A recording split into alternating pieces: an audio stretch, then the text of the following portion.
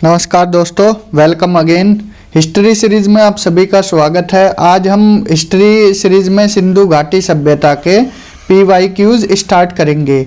Previous year questions जो हमारी unit 1 थी स्टोन एज, उसके प्रीवियस ईयर क्वेश्चन जितने इम्पोर्टेंट थे वो सब कराए, प्लस अपने पास से बनाए हुए क्वेश्चंस भी हमने कवर कर लिए हैं। तो इंडस वैली सिविलाइजेशन में हम क्या है, बेसिकली 4 से 5 लेक्चर देखेंगे जिसमें 100+ प्रीवियस क्वेश्चंस हम कराएंगे। आपका एक भी क्वेश्चन छूट ना पाए, इसलिए इसको हम क्या है 4 से 5 पार्ट में डिवाइड किया है। लेक्चर ज़्यादा बड़ा ना हो, ये भी ध्यान में रखा है। तो चलिए आज का लेक्चर स्टार्ट करते हैं। हमारा क्वेश्चन 1 है, हड़प्पा सभ्यता निम्नलिखित में से किस सभ्यता से संबंधित है? जो हमारी हड़प्पा सभ्यता है, हड़प्पा सिविलाइजेशन, वो किससे संबंधित है? सुमेरियन सभ्यता से, सिंधु घाटी सभ्यता से, वैदिक सभ्यता से या मेसोपोटामिया सभ्यता से? देखिए, जब हम चैप्टर ही स्टार्ट कराया है IVC इंडस वैली सिविलाइजेशन, और इसको क्या हड़प्पा सिविलाइजेशन भी बोलते हैं, bronze age civilisation, river valley civilisation, secular civilisation, ये सब नाम हैं। तो इतने नाम आपको याद रखने हैं। किस तरह से क्वेश्चन बन जाए ये कमीशन वालों पर पता नहीं है। तो यहाँ पर आंसर हो जाएगा हमारा सिंधु घाटी सभ्यता, इंडस वैली सिविलाइजेशन। ये सेकंड नाम है इसी का ही, हड़प्पा सिविलाइजेशन को सिंधु घाटी सभ्यता बोला जाता है। हमारा नेक्स्ट क्वेश्चन है, मानव समाज विलक्षण है क्योंकि वह मुख्यतः आश्रित होता है। विलक्षण का मतलब होता है विशिष्ट होता है। तो किस पर आश्रित होता है? मेनली संस्कृति पर, अर्थव्यवस्था पर, धर्म पर, विज्ञान पर। ये क्वेश्चन आया हुआ है हमारा UPPCS स्पेशल मेंस 2004 में आया था ये क्वेश्चन। तो इस क्वेश्चन में क्या बोला गया है, जो मानव समाज है किससे मतलब एक तरह से प्रभावित होता है? तो वो प्रभावित होगा मेनली अर्थव्यवस्था से। कैसे? जैसे जैसे अर्थव्यवस्था चेंज होती है वैसे वैसे ही बाकी चीज़ें भी चेंज होती रहती हैं। इसीलिए जो हमारी अर्थव्यवस्था है और जो हमारा समाज है वो इसी पर आश्रित होता है। देखिए, संस्कृति है, धर्म है या विज्ञान है, जैसे जैसे हमारी इकोनॉमी अर्थव्यवस्था डेवलप होगी वैसे वैसे ही धर्म, संस्कृति, विज्ञान ये सब खुद ब खुद चेंज होते रहेंगे। तो इसलिए मेनली डिपेंड करता है अर्थव्यवस्था पर। अर्थव्यवस्था पहले हमारी कैसी थी? अलग थी। अब क्या, जैसे जैसे अर्थव्यवस्था बढ़ रही है वैसे वैसे ही धर्म, विज्ञान, संस्कृति ये भी डेवलप होते जा रहे हैं। क्लियर? तो इसका आंसर होगा ऑप्शन बी। नेक्स्ट क्वेश्चन है, सिंधु सभ्यता संबंधित है, जो हमारी इंडस वैली सिविलाइजेशन है वो किस युग से संबंधित है? प्राग ऐतिहासिक युग से, आग ऐतिहासिक युग से, ऐतिहासिक युग से या उत्तर ऐतिहासिक युग से? तो देखिए, ये क्या प्री हिस्ट्री इंग्लिश में भी लिख देते हैं, और प्रोटो हिस्ट्री या फिर हिस्ट्री और लेटर हिस्ट्री।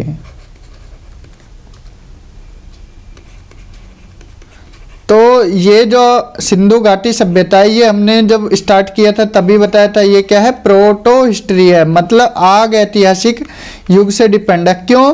क्योंकि यहाँ पर लिखित साक्ष्य तो मिलते हैं लेकिन वो अभी तक पढ़े नहीं जा सके हैं, तो इसलिए इसको किस में रखते हैं?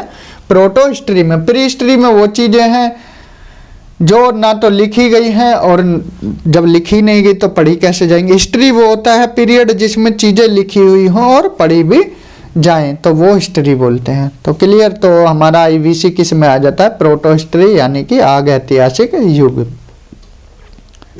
नेक्स्ट क्वेश्चन है, सिंधु घाटी की सभ्यता गैर आर्य थी। गैर आर्यन क्यों बोला गया? क्योंकि वह नगरीय सभ्यता थी, उसकी अपनी लिपि थी, उसकी खेती व्यवस्था थी, उसका विस्तार नर्मदा घाटी तक था। देखिए, दोनों में अगर कंपेयर की जाए IVC और वैदिक सभ्यता में, IVC एंड वैदिक, दोनों में अंतर क्या था? IVC क्या थी? अर्बन सिविलाइजेशन, यानी कि शहरी सभ्यता थी, और जो वैदिक थी ये कैसी थी? रूरल, ग्रामीण सभ्यता थी। तो मेनली डिफरेंस दोनों में यही था। तो इसका आंसर हो जाएगा ऑप्शन ए, वह नगरीय सभ्यता थी। तो आगे चलते हैं। सिंधु घाटी सभ्यता को आर्य से पूर्व रखे जाने का महत्वपूर्ण कारक क्या है? देखिए जो हम पढ़ रहे थे, स्टोन एज पढ़ा हमने पहले, then Indus valley civilisation, then हमने वैदिक पीरियड पढ़ा। तो वैदिक पीरियड से पहले ही क्यों रखा गया है इंडस वैली सिविलाइजेशन को? ऐसा क्या कारण रहा है? लिपि के आधार पर, नगर नियोजन, तांबा या फिर मृदभांड यानी कि पोट्री? तो इसका आंसर हो जाएगा ऑप्शन डी, मृदभांड, पोट्री।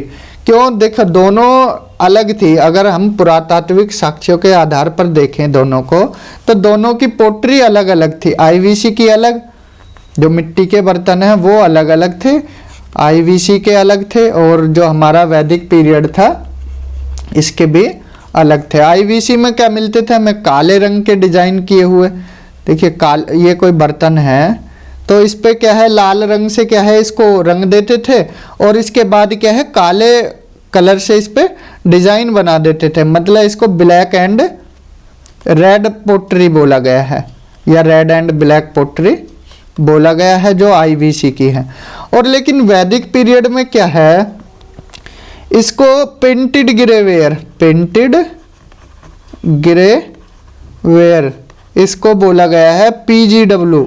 अब ये इंपॉर्टेंट है, यहाँ मैच द फॉलोइंग भी पूछ ले। PGW क्या है? देखिए यहाँ पर बर्तन जो थे सिलेटी रंग के थे बर्तन, और उस पर क्या है डिजाइन काले रंग से किया गया है। तो ये अलग फेज है, ये अलग है, पूरा पोट्री दोनों में डिफरेंस है। तो इसी बेस पर क्या है इनको पहले रखा गया। जो ब्लैक एंड रेड पोट्री है वो पहले मिली है, इसीलिए आईवीसी को पहले रखा गया। आई होप ये क्लियर हुआ होगा। तो इसका आंसर ऑप्शन डी हो जाएगा। चलते हैं आगे। सिंधु घाटी सभ्यता की संस्कृति वैदिक सभ्यता से भिन्न थी। जो वैदिक सभ्यता से इसका कल्चर क्यों भिन्न था? इसके पास विकसित शहरी जीवन की सुविधाएं थी, किसके पास? आईवीसी के। चित्रलेखीय लिपि थी, लोहे तथा रक्षा शास्त्रों के ज्ञान का अभाव था, बिल्कुल अभाव था। लोहे की खोज तो वैदिक काल में हुई थी ना, लोहा, ये इंपॉर्टेंट है। तो तीनों ऑप्शन क्या है, ये करेक्ट है एक तरह से। तो इसका आंसर हो जाएगा ऑप्शन डी। चलते हैं आगे। हड़प्पा संस्कृति की जानकारी का प्रमुख स्रोत है। क्या स्रोत है जिससे हम इसके बारे में पता लगा सकते हैं? शिलालेख, जो हमारे क्या थे इंस्क्रिप्शंस वगैरह थे, तो उससे पता लगा सकते हैं शिलालेख से। पक्की मिट्टी की मोहरों पर अंकित लेख, पुरातात्विक खुदाई, या फिर उपयुक्त सभी। देखिए इंपॉर्टेंट क्वेश्चन है, यूपीपीसीएस प्री 1996 और 1994 दोनों में आया है। तो इसमें कंफ्यूजन हो जाएगी, आप डी लगा सकते हो, लेकिन ये आंसर क्या हो जाएगा, रॉन्ग हो जाएगा, क्योंकि जो शिलालेख पे चीज़ें लिखी गई हैं वो अब तक पढ़ी नहीं जा सकी हैं, और जो पक्की मिट्टी की मोहरों पर भी अंकित लेख है वो भी पढ़े नहीं जा सके। जो इसकी लिपि है सिंधु घाटी की वो क्या है, गूढ़ है, अब तक पढ़ी नहीं जा सकी है। तो जो इसका प्रमुख स्रोत है वो क्या है, पुरातात्विक खुदाई के बेस पर ही हम पता लगा सकते हैं कि सिंधु घाटी सभ्यता की संस्कृति कैसी थी। तो आई होप ये क्लियर हुआ होगा आपको। इसका आंसर होगा ऑप्शन सी। नेक्स्ट क्वेश्चन देखते हैं। निम्नलिखित में से कौन सा सिंधु घाटी की सभ्यता पर प्रकाश डालता है? तो रिपीटेड क्वेश्चन है, जो अभी हमने प्रीवियस क्वेश्चन में बताया है, सेम वही एक्सप्लेनेशन है, मतलब वही है इसका आंसर भी, पुरातत्व संबंधी खुदाई। क्योंकि जो शिलालेख थे वो पढ़े नहीं गए हैं, धार्मिक ग्रंथ भी नहीं पढ़े गए हैं इसी युग के। जो पहली बात, धार्मिक ग्रंथ वैदिक काल में ज़्यादा मिलते हैं, यहाँ आईवीसी में इतने नहीं मिले, यहाँ मिले ही नहीं। और बर्तनों की मोहरों पर जो लिखावट है वो भी नहीं पढ़ी गई है। तो इसका आंसर भी ऑप्शन बी हो जाएगा। नेक्स्ट क्वेश्चन देखते हैं। सिंधु घाटी के निवासियों की सभ्यता को जानने का मूल स्रोत है, वहाँ पाई गई, क्या पाई गई? मोहरे, बर्तन, जेवर, हथियार तथा औजार। मंदिर, मंदिर तो यहाँ एब्सेंट थे आईवीसी में। लिपि पढ़ी नहीं जा सकी है, लिपि पढ़ी नहीं जा सकी है। बर्तन, जेवर, हथियार और औजार, इससे क्या है, इतना हमें क्या है जानकारी नहीं मिल सकती। जो इसके निवासियों की सभ्यता को हमने जाना है, किसके बेस पे जाना है? मोहरों के बेस पर जाना है। जो सील्स थी, इंडस वैली सिविलाइजेशन की सील्स थी, उनके बारे में जो अंकित है ना वहाँ मोहरों पर चित्र वगैरह, उससे ही हमने पता लगाया है किसके बारे में, वहाँ के जो निवासी थे उनकी सभ्यता के बारे में। क्लियर। नेक्स्ट क्वेश्चन ये इंपॉर्टेंट है, हड़प्पा सभ्यता की उत्पत्ति के संदर्भ में निम्नलिखित में से कौन सा जोड़ा सही नहीं है। देखिए इन वर्ड पे ध्यान दिया कीजिए। तो आंसर एम रफीक मुगल, इन्होंने क्या बोला, हड़प्पा सभ्यता ने मेसोपोटामिया सभ्यता से प्रेरणा ली। EJH मैके, इन्होंने बोला सुमेर से लोगों का पलायन हुआ तभी हमारी हड़प्पा सभ्यता बनी, उत्पत्ति हुई। मार्टिमर व्हीलर ने बोला पश्चिमी एशिया से सभ्यता के विचार का पलायन हुआ तब जाके हड़प्पा सभ्यता की उत्पत्ति हुई। और AN घोष, अमलनंदा घोष ने बोला हड़प्पा सभ्यता का उद्भव पूर्व हड़प्पा सभ्यता की परिपक्व के परिणाम स्वरूप हुआ। तो इसमें से कौन सा, देखिए टफ क्वेश्चन है ये, 2013 में आया था, ज़्यादा डीप पूछ लिया है, लेकिन फिर भी हम इसीलिए प्रीवियस ईयर करा रहे हैं जो आपके क्वेश्चंस ना छूट पाए कोई भी। तो बात की जाए EJH मैके, इन्होंने क्या बोला है, जो हमारी हड़प्पा सभ्यता थी, वो जो हमारी मेसोपोटामियन सभ्यता थी, उसकी जो जगह थी सुमेर, वहाँ के लोगों का पलायन हुआ तब जाके हमारी क्या है, हड़प्पा सभ्यता बनी। तो ये इनका कॉन्सेप्ट सही था बिल्कुल, इन्होंने यही बोला था। देन मार्टिमर व्हीलर आते हैं, उन्होंने बोला हड़प्पा सभ्यता की उत्पत्ति कैसे हुई, जो पश्चिमी एशिया की सभ्यता थी वहाँ के जो विचार थे उनके जो प्रवचन हुआ, वो सभ्यता के विचार का पलायन हुआ, तो उसके कारण ही हमारी हड़प्पा सभ्यता बनी, मतलब उसका उत्पत्ति हुई। इनका भी ये कॉन्सेप्ट सही है, इन्होंने जो लाइन बोली थी ये भी सही है। AN घोष, इन्होंने बोला हड़प्पा सभ्यता का उद्भव पूर्व हड़प्पा सभ्यता की परिपक्वता के परिणाम स्वरूप हुआ। मीन्स जो हमारी स्टोन एज थी उसमें हमने पीरियड पढ़े नियोलिथिक, जब नियोलिथिक में डेवलपमेंट हुआ था तो इन्होंने बोला कि उसके कारण ही हमारी हड़प्पन सभ्यता, जो हड़प्पन सिविलाइजेशन है, उसका ओरिजिन हुआ। तो इनका भी ये लाइन सही है।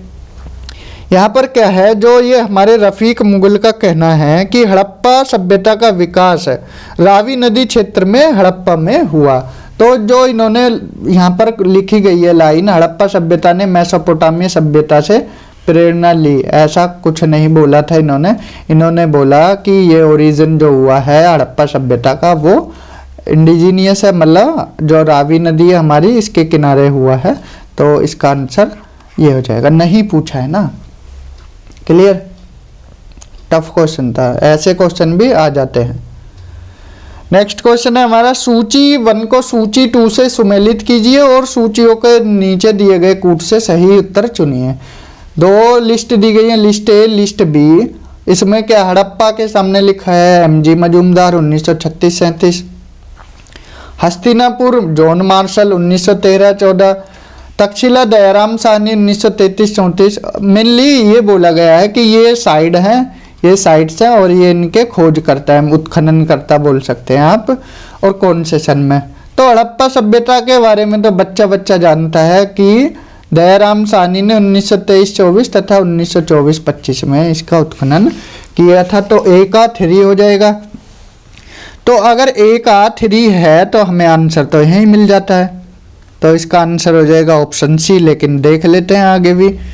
हस्तिनापुर की खोज बीबी लाल ने की थी। बीबी लाल ने कब, 1950-52 में। और जो तक्षशिला था, तक्षशिला की जो उत्खनन करता है कौन है, जॉन मार्शल 1913-14, और कौशाम्बी MG मजूमदार। तो इसका आंसर हो जाएगा ऑप्शन C। नेक्स्ट क्वेश्चन है, भारत में चांदी की उपलब्धता के प्राचीनतम साक्ष्य मिलते हैं। देखिए हमने बताया था चांदी कहाँ, इंडस वैली सिविलाइजेशन में मिली थी। तो इसका आंसर हो जाएगा हड़प्पा सभ्यता में।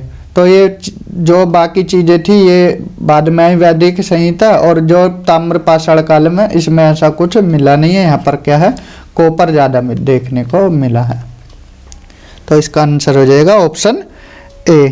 और ये कहाँ है, जो हड़प्पा और मोहनजोदड़ो के लोग थे वो चांदी का उपयोग करते थे। हड़प्पा में मिट्टी के बर्तनों पर सामान्यतः किस रंग का प्रयोग हुआ था? हमने बताया था हड़प्पा सभ्यता में जो कोई भी बर्तन या मिट्टी के बर्तन थे वो क्या है लाल रंग से रंग दिए जाते थे और क्या है फिर इस पे डिजाइन बनाया जाता था, किससे? काले रंग से।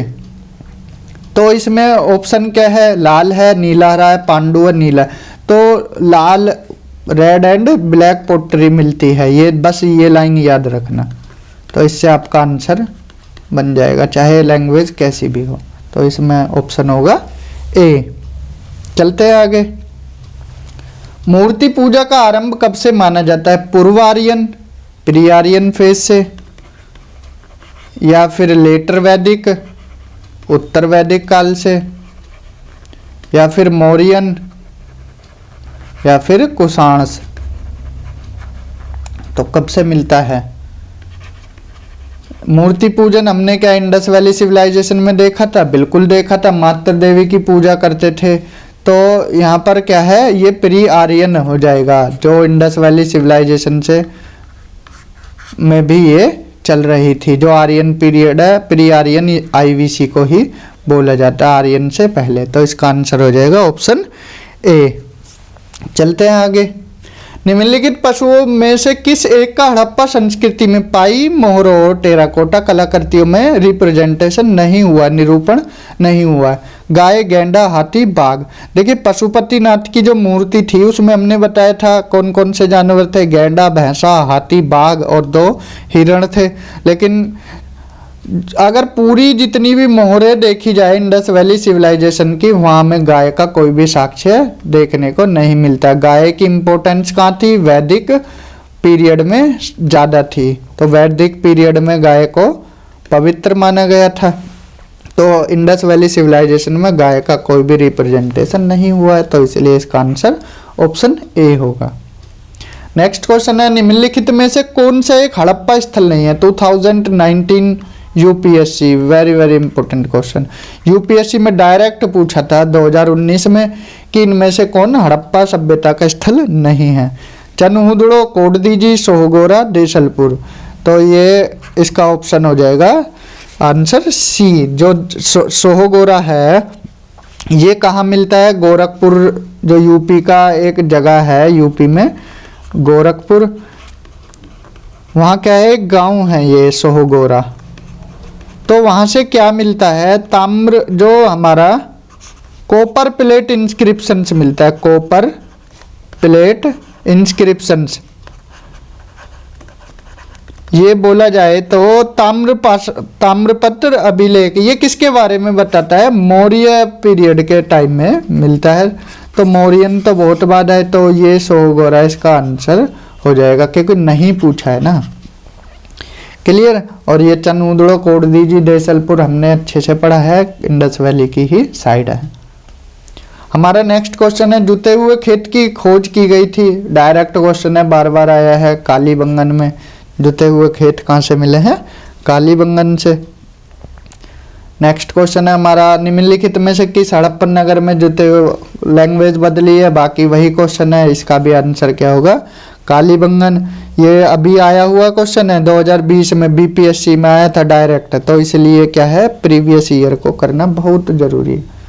तो नेक्स्ट क्वेश्चन है हमारा, सूची 1 और सूची 2। सूची 1 में प्राचीन स्थल और सूची 2 में पुरातात्विक खोज को सुमेलित किया गया है। तो इसमें क्या है, लोथल को जो पुरातात्विक खोज है, जुता हुआ खेत, और कालीबंगन में गोदीवाड़ा, धौलावीरा पक्की मिट्टी की बनी हुई हल्की प्रतिकृति और बनावली में हड़प्पन लिपि के बड़े आकार के। तो मैच करना है, लोथल में हमें क्या मिला है? गोदीवाड़ा। अब गोदीवाड़ा होता क्या है, देखिए इसको समझाते हैं अच्छे से। जो ये मान लो कोई नदी है या फिर कोई ओशियन है, सी है, इसके बराबर में क्या है, एक रेक्टेंगुलर टाइप की जगह बना दी और यहाँ पे थोड़ी सी जगह छोड़ दी, जो इसका पानी है वो एडजस्ट होता रहे नदी या इसके बहाव की वजह से। तो ये नाव वगैरह जो थी यहाँ पर अपना माल छोड़ती थी, जो ट्रेड होता था, मैरीन ट्रेड, तो लोथल में पाए गए हैं ये लोथल में। गोदीवाड़ा कहाँ पाया गया? लोथल में। तो ये माल वगैरह है तो जमीन पे सेफली लैंड हो जाए, तो इस वजह से रेक्टेंगुलर टाइप के एक लेक बना देते थे। इसी को रेक्टेंगुलर लेक को क्या है? गोदीवाड़ा नाम दे दिया गया है, रेक्टेंगुलर लेक। और कालीबंगन से क्या जुते हुए खेत मिले हैं हमें? धोलावीरा से क्या मिला है हमें? पक्की ये हड़प्पन लिपि के 10 बड़े आकारों के 10 चिन्ह वाला जो ये अभिलेख है, शिलालेख है, ये कहाँ से मिला है हमें? धोलावीरा से। और बनावली से पक्की मिट्टी की बनी हुई हल्की प्रतिकृति मिली है। तो ये क्या है? ए का हो जाएगा 2, ए का 2 ये है। अब तक 2 ये एलिमिनेट हो जाएंगे, ऑप्शन बी या डी। फिर देखते हैं बी को, बी का क्या हो जाएगा? 1 हो जाएगा, अभी भी एलिमिनेट नहीं हो रहा है। सी का 4, तो सी का 4 यहाँ मिलता है और यहाँ, तो ऑप्शन हो जाएगा हमारा बी। क्लियर? तो ऐसे एलिमिनेट करके आप आंसर भी लगा सकते हो। नेक्स्ट क्वेश्चन है हमारा, हड़प्पा किस नदी के किनारे? डायरेक्ट क्वेश्चन है। तो ये हमने जो पढ़ाया था, हड़प्पा कौन सी नदी के किनारे है? रावी नदी के। और उत्खनन करता कौन है? दयाराम साहनी 1923-24 के आसपास, 22-23 और फिर 24 और 25। क्लियर? तो आज के लेक्चर में हमने टोटल 20 प्रीवियस क्वेश्चन देखे हैं। देन हमारे 4-5 लेक्चर और आएंगे आईवीसी पर, प्रीवियस ईयर क्वेश्चन से रिलेटेड। तो आज के लेक्चर में इतना ही। Thank you. अगर लेक्चर अच्छा लगा है ज़्यादा से ज़्यादा शेयर कीजिए, जिससे बाकी स्टूडेंट्स की भी हेल्प हो सके।